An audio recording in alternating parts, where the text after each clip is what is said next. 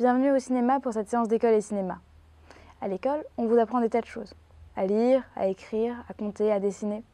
Avec école et cinéma, vous allez apprendre à découvrir des films. Et le meilleur endroit pour découvrir des films, c'est la salle de cinéma. Ici, tout est fait pour que vous rentriez dans l'histoire. Il y a un grand écran pour être baigné par l'image. Il y a des enceintes partout autour de vous pour le son, parce qu'au cinéma, on regarde autant qu'on écoute. Et, enfin, toutes les lumières sont éteintes pour que vous rentriez complètement dans l'histoire. École et cinéma, c'est comme une grande chasse au trésor. Une opération partout en France qui permet à 1 million d'élèves de découvrir des films rares et précieux qui ont été sélectionnés spécialement pour vous montrer les différentes possibilités de fabriquer une histoire.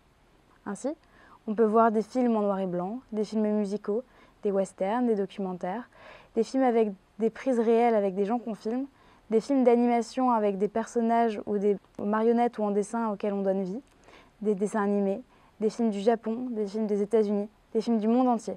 Des films célèbres, des films peu connus, des films tristes ou des films drôles.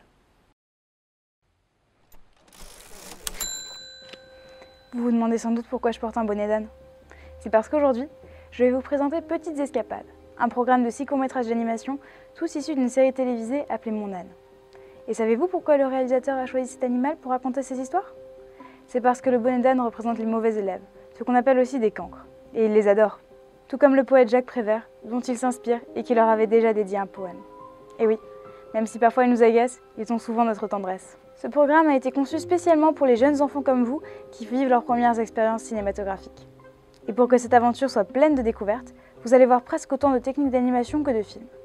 Il y aura un film avec des marionnettes, un autre avec du papier mâché, ou encore des dessins animés peints à la gouache ou même au pastel.